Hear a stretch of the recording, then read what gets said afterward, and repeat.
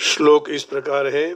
सर्वस्य चाहं हृदि सन्निविष्टो महतस्मृतिर्ज्ञानमपोहनञ्च वेदैश्च सर्वैरहमेव वेद्यो वेदान्तकृद्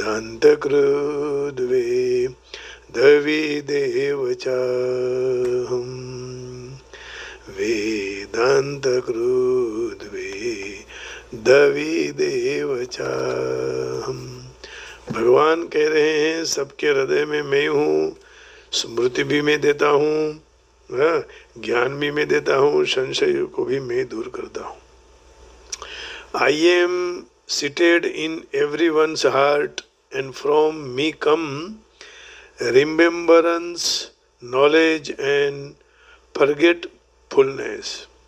By all the Vedas I am to be known. Indeed, I am the completer of Vedant and I am the knower of the Vedas. जो जानने का है वो भगवान को जानना है और वही भगवान सारे वेदों को जानते हैं। It is I who remain seated in the heart of all creatures as the indweller of all, and it is I who am the source of memory, knowledge, and the ratiocinative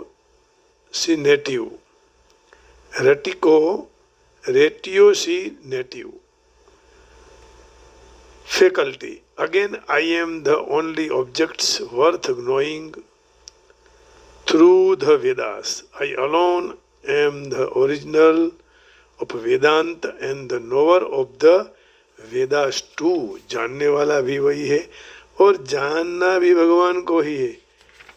उसको जाने के बिना कुछ हम जान सकते नहीं है। तो आइए अब इसी का तीसरा पाठ शुरू करते हैं। परमात्मा की सत्ता के बिना इस संसार में किसी की भी सत्ता नहीं है,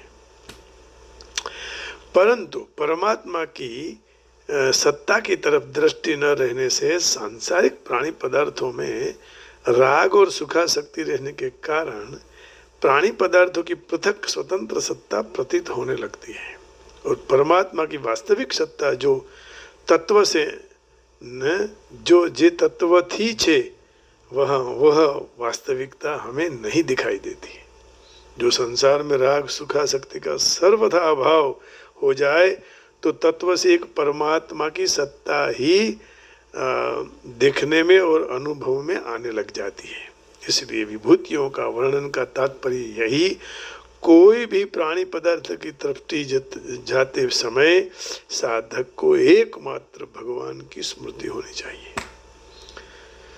इसलिए प्रत्येक प्राणी पदार्थ में भगवान को ही देखना चाहिए। सिया राममय सब जग जानी, करहूँ प्रणाम जोरी जुग पानी। सिया राममय सब जग जानी, करहूँ प्रणाम जोरी जुग बानी।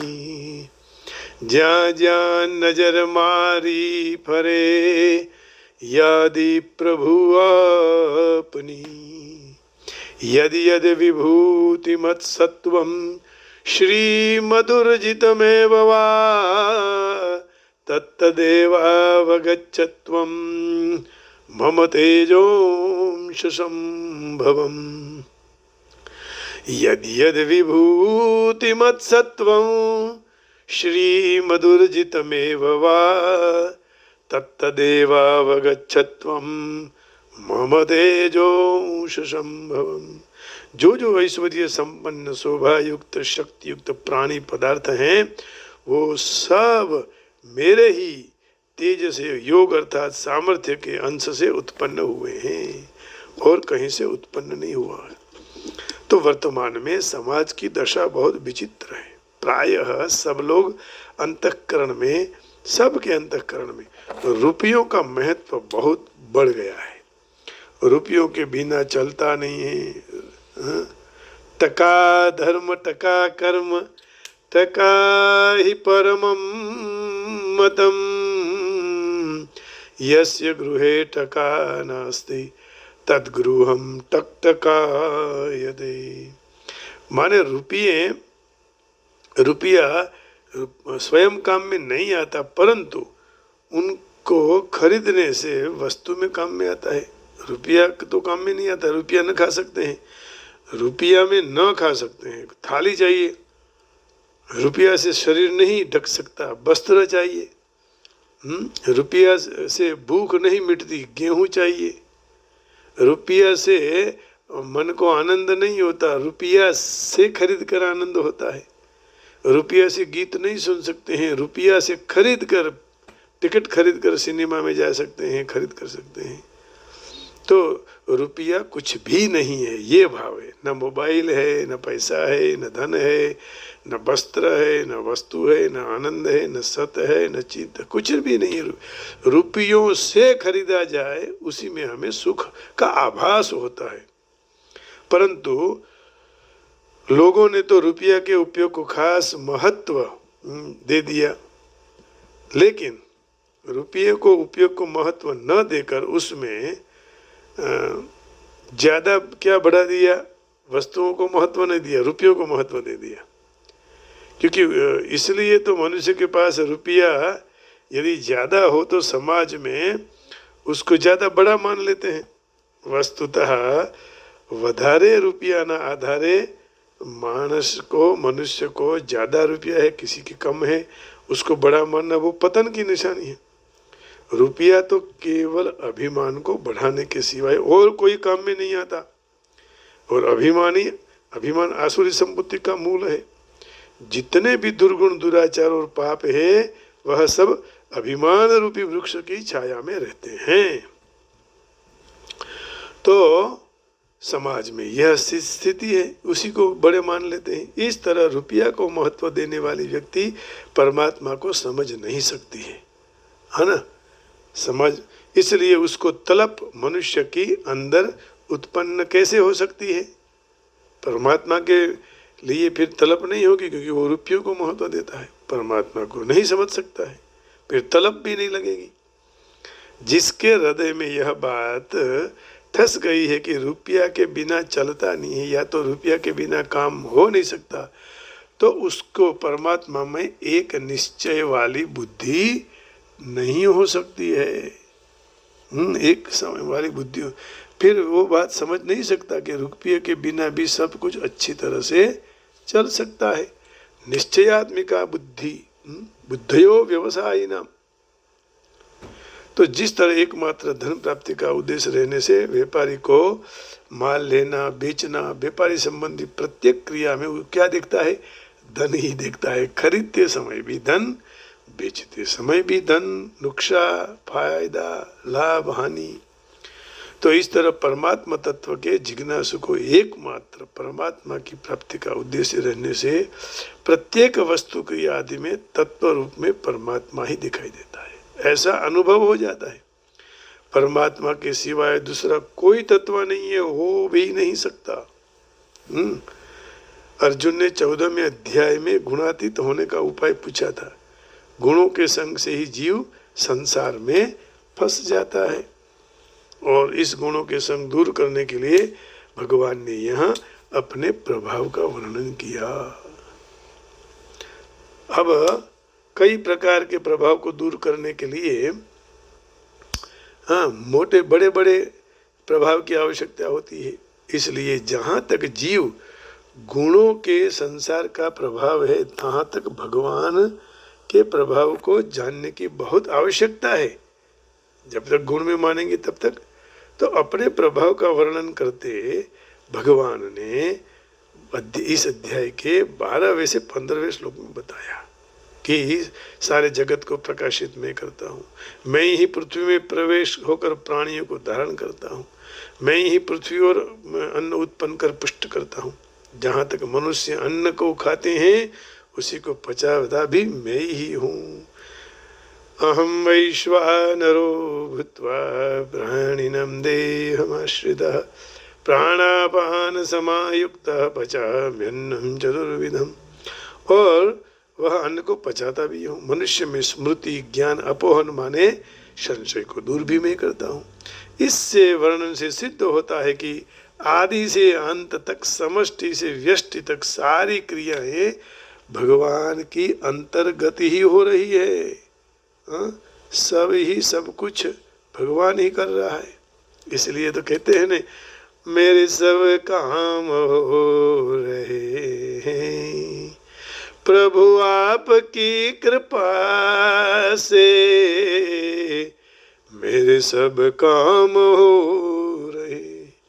मनुष्य अहंकारवश अपने को वह क्रियाओं को कर्ता मान लेता है, अर्थात वह क्रियाओं को व्यक्तिगत मान ले और बंधन में आ जाता है। तो इस अध्याय से पहले श्लोक में जो भगवान ने बात कही वह इसका इस श्लोक में उपसंहार करते हैं।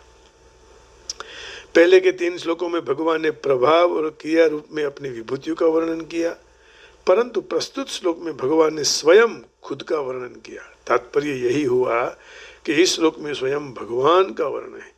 आदित्यगत, चंद्रगत, अग्निगत और वैश्वानरगत भगवान का वर्णन है। मूल में तत्व एक ही है, मात्र वर्णन में थोड़ा भेद है। पहले ममैवांशो जीवलोके जीवभूतः सनातनः मनश्रष्टानि इंद्रियाणि प्रकृतिस्थानि कर्षति। इससे सिद्ध हो गया कि भगवान हम हमारे हैं।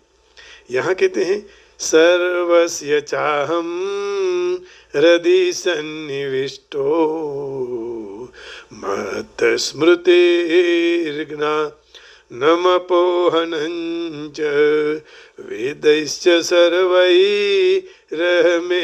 वेद्यो वेदांतकृद वेदविदेव चा। इन पदों से सिद्ध होता है कि भगवान अपने में हैं और भगवान अपने हैं। ऐसा स्वीकार करने से भगवान के लिए अगाध और अखूट प्रेम होगा, और अपने में स्वीकार करने से उसको प्राप्त करने के लिए दूसरी जगह हमें कहीं जाना नहीं पड़ेगा। अपोहनम पद का अर्थ है अपगत ओहनम, माने संशय का निवारण। वेदांत का अर्थ है वेदों का अंत, निष्कर्ष, निचोड़। उभयोरपि दृष्टोन्तस्त्वनयोस्तत्त्वदर्शिभिः। दूसरे अध्याय के 16वें श्लोक में भगवान ये कहना चाहते हैं। भगवान सबके जगह एक दूसरों को श्लोकों की बातों को जोड़ते हैं ताकि हमें कोई भी शंका हो। ना सतो विद्यते भावो ना भावो विद्यते सतः उभयोरपि दृष्टोन्तस्त्वनयोस्तत्त्वदर्शिभिः। असत की तो सत्ता अभाव विद्यमान नहीं है और सत का अभाव विद्यमान नहीं है। तत्वज्ञानी पुरुषों ने इस तरह दोनों तत्वों को देखा और अनुभव भी किया है। तो भगवान कहते हैं कि वेद अनेक हैं, परंतु उस सब में जानने के लिए योग्य तो मैं एक ही हूँ। तो इसका अर्थ ये हो गया कि भगवान सबको जानने वाला भी मैं ही हूँ। तात्पर्य यही कि मैं ही सब कुछ हूँ। सर्वम खल्विदम ब्रह्म खलु इदम खल्विदम ब्रह्म, है ना।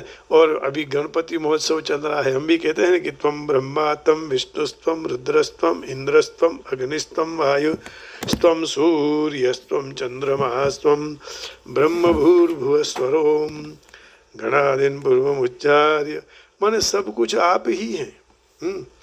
तो यहाँ अंत प्रविष्ट शास्ता जनानाम, जीव जैसे इस शरीर को छोड़ देता है तो तुरंत भूल जाता है और फिर परमेश्वर द्वारा प्रेरित होकर फिर से काम करने लगता है। परंतु जीव यह भूल जाता है कि भगवान ने मुझे बुद्धि दी है, वही बुद्धि देता है। ददामि बुद्धि योगम तम ये न माम उपयांति थे, ऐसा कुछ है, शायद गड़बड़ी हो गई हो तो। लेकिन ददामि बुद्धि योगम, ये भगवान ही हमें बुद्धि देते हैं। तो जिससे अपने पूर्व जन्म में अपूर्ण कार्य को पुनः हम करने लग जाते हैं। तो हमारे जन्म का जो पूर्व जन्म का काम बाकी है वो भी हम करेंगे। जीव अपने हृदय में स्थित परमेश्वर के आदेशानुसार जगत में मात्र सुख दुख नहीं भोगता, लेकिन उनके पास से वेदों के समझने का अवसर भी प्राप्त करता है।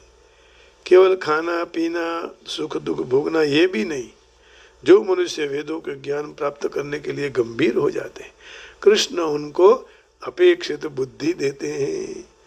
मैं इसलिए भगवान से हर रोज प्रार्थना करता हूँ कि हमको स्मृति देते रहना, मत्त स्मृति ज्ञानम अपोहनम च। तो वे वैदिक ज्ञान क्यों प्रदान करेंगे? क्योंकि जीव को व्यक्तिगत तरह से कृष्ण को समझने की जरूरत है। वैदिक साहित्य इसका समर्थन करता है। यो सौ सर्वैर्वेदैः गीयते, माने वेद वेदांत सूत्र उपनिषद पुराणों सहित साहित्य वैदिक में परमेश्वर के ही गुणगान गाए गए हैं। तो फिर उसी को ही पकड़ना पड़ेगा, भगवान को ही। तो वैदिक अनुष्ठान के द्वारा, वेदों के तात्विक चर्चा द्वारा, भगवान की भक्ति से भर सेवा के द्वारा भगवान को प्राप्त कर सकते हैं। इसलिए वेदों के उद्देश्य कृष्ण को जानना है। सबसे हमें भगवान कृष्ण को समझना है। इसलिए भागवत जी का आश्रय भी वेद पढ़ने के बाद जरूरी है। वेद हमें निर्देश देते हैं जिसके द्वारा कृष्ण को उनके साक्षात्कार की पद्धति हम जान सके। वेद रास्ता बताते हैं कि वहां जाओ, कृष्ण वहां बैठे हैं, उनके चरण में पढ़ो।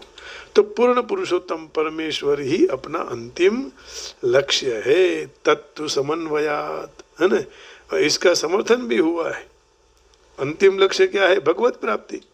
तो मनुष्य 3 अवस्थाओं को पूर्णता प्राप्त कर ले। अवस्थाओं में वैदिक ग्रंथों के ज्ञान से भगवान के साथ अपना संबंध को जान सकते हैं, विभिन्न पद्धतियों और साधना करने से उनके सानिध्य में जा सकते हैं, और अंत में परम ध्येय को प्राप्त कर सकते हैं, जो पूर्ण पुरुषोत्तम परमेश्वर के सिवाय अन्य कोई भी नहीं है। तो वैदिक ग्रंथों का संबंध, ग्रंथों के ज्ञान से भगवान का संबंध क्या है? फिर साधना, सानिध्य में भगवान मिलेंगे। इन श्लोकों में वेदों का हेतु, वेदों के ज्ञान और वेदों का ध्येय की स्पष्ट व्याख्या कर दी गई। इस श्लोक में, हाँ, इन श्लोकों में नहीं, इसी श्लोक में वेदों के हेतु, वेदों के ज्ञान और वेदों के ध्येय की स्पष्टता यही कर दी गई है कि भाई वेद क्यों पढ़ना चाहिए। ब्राह्मण लोग अपना अपना वेद पढ़ते हैं ना।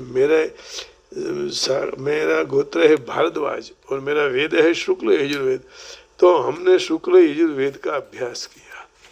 तो सर्वस्य चाहं हृदि सन्निविष्टो मत्त स्मृतिर्ज्ञानमपोहनञ्च वेदैश्च सर्वैरहमेव विद्यो वेदान्तकृद्वेदविदेव चाहम्। अंत में यदि भगवान कृष्ण को ही प्राप्त करना है तो भगवान कृष्ण को ही पहले से पकड़ लो। लेकिन यहाँ कहने का भाव यही है कि सीधे मत पकड़ो, वेद के द्वारा जानो, उपनिषदों के द्वारा जानो, श्रीमद् भागवत जी के द्वारा जानो, रामायण के द्वारा जानो, गीता जी के द्वारा जानो। जितने हमारे धार्मिक ग्रंथ हैं जो हमें सच्चा रास्ता भी दिखाते हैं, उन सब के आश्रय आधार लेकर फिर कृष्ण को पकड़ के रखो, फिर कहीं और जाने की जरूरत नहीं रहती है। इसका ये अर्थ ना है कि नहीं भाई हम तो वेद नहीं पढ़ेंगे, वेद को क्या जानने की जरूरत है, हम तो केवल बस भगवान का भजन कीर्तन करते रहेंगे।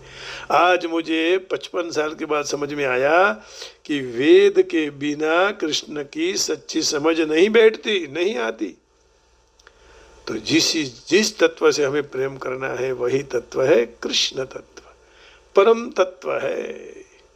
उसी परम तत्व की आराधना करते रहो, उसी को बुलाते रहो, उसी को गाते रहो, उसी को ही सुनाते रहो और उसी को ही सुनते रहो, उसी को खिलाते रहो, उसी की पूजा करते रहो, उसी का दर्शन नित्य किया करते रहो, उसी के लिए चलते रहो, उसी के लिए सेवा करते रहो और उसी को बुलाते रहो। आजा बंसी बजाने वाला, आजा गौवा चराने वाला, आजा मगन चुराने वाला, आजा गीता सुनाने वाला, आजा बंसी बजाने वाला, आजा गौवा चराने वाला, आजा सुख को देने वाला, आजा दुख को हरने वाला, आजा मुक्ति को देने वाला, आजा कथा को कहने वाला, आजा कथा सुनाने वाला, आजा आजा आनंद देने वाला, आजा सत्य दिखाने वाला, आजा प्रेम पिलाने वाला, आजा बंसी बजाने वाला, आजा गौवा चराने वाला। ऐसे परम तत्व है प्रभु, वेद के मंत्रों के द्वारा सुनकर मैं आपको प्राप्त करने का प्रयत्न कर रहा हूँ। क्यों? प्रयत्न नहीं करेंगे तो माया हमें फंसा देगी, और माया में यदि हम फंस गए तो फिर वह मिलना कठिन है, कहीं गुम हो जाएगा, खो जाएगा, अंतर ध्यान हो जाएगा। ये संसार है माया की झेल, निचरत रचता दुख की खेल, कलयुग में सदगुरु आधार, वही करेंगे भव सिंधु पार। बता दिए संत मत का सार, घर में घर घर में किया ज्ञान प्रचार, भक्ति करो तब होगा उद्धार, कृष्ण को याद करो तब होगा उद्धार। नित करो प्रभु का भजन, कट जाएगा आवागमन, कलयुग में नाम आधार, माया से पाएगा पार। बता दिए संत मत का सार, घर घर में किया ज्ञान प्रचार, भक्ति करो तब होगा उद्धार। कलयुग में नाम आधार, माया से पाएगा पार। नित प्रति सत्संग में जाओ, अपना जीवन सफल बनाओ, होगा सार असार का ज्ञान, तब होगा तुम भक्त सियान। बता दिए संत मंत का सार, संत मत का सार, घर घर में किया ज्ञान प्रचार, भक्ति करो तब होगा उद्धार। संसार में दुख पातक भारी, कर ले मनवा गुरु नाम सवारी, हो जाएगा जीवन सुखकारी, सद्गुरु की बड़ी बलिहारी। गुरु ध्यान से ही होगा ज्ञान, अंधकार का कटेगा जाम। बता दिए संत मत का सार, घर घर में किया ज्ञान प्रचार, भक्ति करो तब होगा उद्धार। जे कहे छे कि हे प्रभु हूँ क्या कहूँ छू कि तू आंगण સુધી આવે, હું આંખ મીચું ને પ્રભુ ત્યારે તું પાપણ સુધી આવે। मेरी आंखों तक नहीं, ऊपर की जो है ना की वहां तक आ जाओ। तो ऐसे भगवान का कीर्तन करते करते मन बड़ा प्रसन्न होते जा रहा है। बस इसी प्रसन्नता भगवान अंत काल तक रखे। यही परमात्मा जो आप सबके हृदय में बैठा है, उसी को प्रार्थना करके वाणी को विराम देता हूँ। जय श्री कृष्ण, राधे राधे, हरि ओम, जय योगेश्वर, ओम नमः शिवाय, ओम नमो नारायण। बांके बिहारी लाल की, बरसाने वाली